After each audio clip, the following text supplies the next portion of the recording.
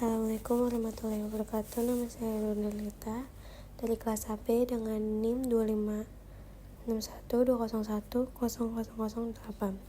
Di sini saya akan menjelaskan pengantar akuntansi 1 adaptasi Indonesia edisi 4 bab 7 dengan judul persediaan. Di sini ada pengendalian persediaan, melaporkannya dengan benar dalam laporan keuangan, melindungi persediaan dari kerusakan atau pencurian, melindungi persediaan, ada pengendalian atas persediaan harus segera dimulai saat persediaan diterima. Yang kedua, dokumen berikut merupakan dokumen yang sering digunakan untuk pengendalian persediaan. Contohnya ada pesanan pembelian, laporan penerimaan, dan faktur pemasok. Pesanan pembelian purchase order memberi wewenang atas pembelian suatu barang dari pemasok.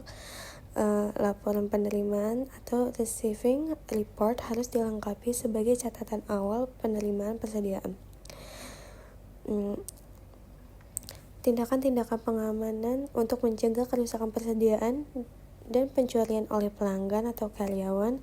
Sistem pengendalian persediaan dibagi menjadi dua macam, yaitu ada preventif atau pencegahan, detektif atau mencari kebenaran.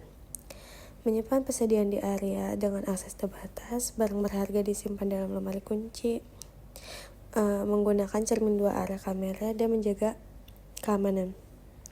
Dan selanjutnya ada melaporkan persediaan. Yang pertama ada perhitungan fisik persediaan atau jumlah persediaan harus dilakukan mendekati akhir tahun. Pastikan kuantitas persediaan yang dilaporkan dalam laporan keuangan akurat. Biaya perolehan persediaan dimasukkan ke dalam laporan keuangan menggunakan 1 dari 3 asumsi biaya persediaan. Nah, di sini ada asumsi arus biaya persediaan. Yang pertama, masalah akuntansi muncul saat barang yang identik diperoleh dengan biaya berbeda pada periode tertentu. Saat suatu barang dijual, perlu dilakukan penentuan biaya per unit dengan menggunakan asumsi arus biaya dan metode biaya persediaan terkait. Di sini ada metode biaya persediaan yang pertama,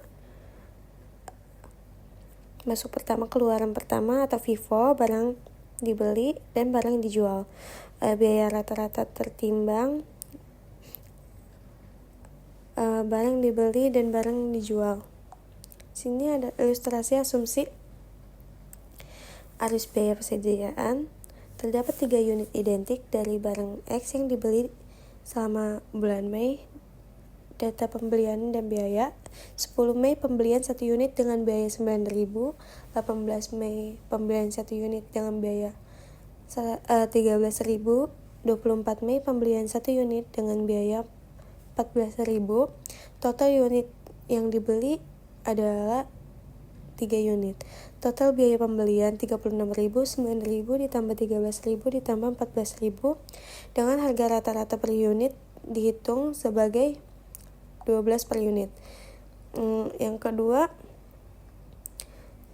satu unit dijual senilai 20.000 pada tanggal 30 Mei. Rincian pada tanggal berbeda terkait satu unit yang dijual. Penjualan selalu sebesar 20.000 per unit. Beban pokok penjualan sesuai dengan harga pembelian unit yang terjual pada tanggal pembelian berbeda. Laba bruto adalah selisih antara penjualan dan beban pokok penjualan persediaan akhir dihitung dari sisa unit yang belum dijual dengan biaya pembelian tersisa. Selanjutnya, metode biaya persediaan identifikasi spesifik. Yang pertama, unit yang terjual dikenali dengan pembelian tertentu. Yang kedua, persediaan akhir terdiri atas banyak unit yang tersisa dalam persediaan. Sebagai contoh, jika pada 18 unit yang terjual adalah berikut. Biaya yang dibebankan pada unit terjual 13.000, laba bruto 7.000, dan persediaan akhir 23.000. Metode biaya persediaan masuk pertama, keluar pertama, first in, first out, FIFO. Diasumsikan unit yang terjual adalah unit yang pertama dibeli. Persediaan akhir berasal dari barang-barang yang dibeli paling akhir. Metode biaya rata-rata tertimbang, beban pokok penjualan dan persediaan akhir ditentukan dengan metode biaya rata-rata tertimbang. Di sini ada metode biaya persediaan.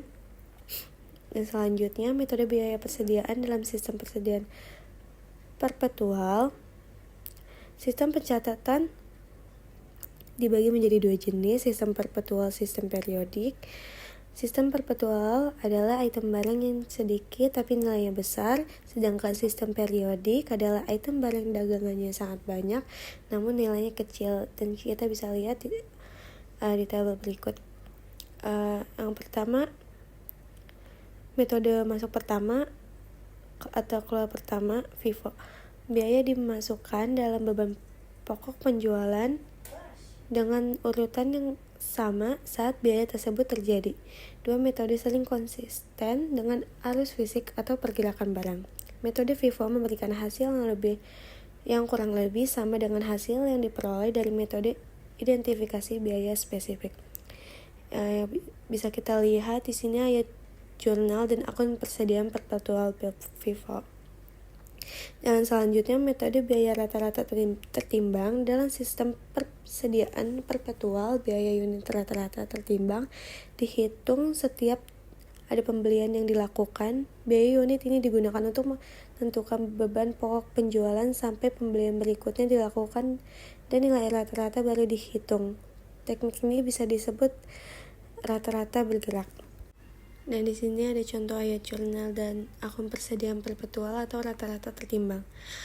Dan selanjutnya metode biaya persediaan dalam sistem persediaan periodik. Yang pertama, hanya pendapatan yang dicatat setiap kali terjadi penjualan. Tidak ada ayat jurnal yang dibuat pada saat penjualan untuk mencatat beban pokok penjualan. Perhitungan fisik persediaan dilakukan untuk menghitung biaya persediaan dan beban pokok penjualan. Dan yang kedua, ada metode masuk pertama, keluar pertama, FIFO slide 1 dari 3. Kita akan menggunakan data yang sama dengan barang 127B dalam contoh persediaan perpetual, persediaan awal dan pembelian barang 127B pada bulan Januari adalah sebagai berikut yang kita bisa lihat. Dan selanjutnya, perhitungan fisik pada tanggal 31 Januari menunjukkan terdapat sisa persediaan sebanyak 800 unit. Biaya 800 unit dalam persediaan akhir pada tanggal 31 Januari dihitung sebagai berikut. Bisa kita lihat di tabel. Di sini ada tampilan arus biaya FIFO. Dalam ilustrasi terdapat beberapa pembelian barang dengan jumlah unit dengan harga berbeda yang kemudian digabungkan menjadi persediaan barang yang tersedia untuk dijual. Proses penjualan dilakukan dengan mengeluarkan barang dari persediaan yang paling awal masuk terlebih dahulu. Yang pertama, penjualan dan beban pokok penjualan. Dari 1000 unit pertama dijual seluruhnya dengan harga per unit 20.000 sehingga beban pokok penjualan 20 juta. Penjualan berikutnya 300 unit diambil dari pembelian tanggal 10 Januari dengan harga per unit 22.400 sehingga beban pokok penjualan tambahan 6.720. Total beban pokok penjualan menjadi 26.720. Persediaan akhir dari pembelian tanggal 10 Januari masih tersisa 200 unit yang belum terjual dengan harga 22.400, nilai 4.480 ditambah 600 unit pembelian tanggal 30 Januari dengan harga 23.300, nilainya 13.980. Total nilai persediaan akhir 18.460. Dan selanjutnya ada membandingkan metode biaya persediaan. FIFO dan persediaan rata-rata tertimbang biasanya akan menghasilkan jumlah yang berbeda untuk beban pokok penjualan, laba bruto, laba neto, dan persediaan akhir. Melaporkan persediaan. Dalam laporan keuangan, biaya merupakan dasar utama dalam penilaian persediaan. Dalam laporan keuangan, persediaan dinilai berdasarkan pertimbangan lain selain biaya dalam kasus berikut. Yang pertama, biaya penggantian barang dalam persediaan berada di bawah biaya yang dicatat. Yang kedua, persediaan tidak dapat dijual dengan harga penjualan normal yang disebabkan oleh kondisi barang yang cacat. perubahan metode, rusak, usang, atau sebab lainnya. Penilaian pada nilai yang lebih rendah antara biaya atau pasar. Yang pertama, jika biaya penggantian barang dalam persediaan lebih rendah daripada biaya perolehan, metode nilai pasar atau biaya perolehan yang rendah, lower of cost or market atau LCM, digunakan untuk menilai persediaan. Nilai pasar yang dimaksud adalah nilai realisasi neto atau net realizable value dari persediaan tersebut. Nilai realisasi neto ditentukan sebagai berikut. Nilai realisasi neto perkiraan harga jual dikurang biaya langsung atas pelapasan. Biaya langsung atau pelapasan mencakup beban penjualan seperti iklan khusus atau komisi penjualan. Penilaian pada nilai yang lebih rendah antara biaya pasar diasumsikan data berikut tentang persediaan yang rusak. Biaya awal 1 juta, perkiraan harga jual 800, perkiraan beban penjualan 150.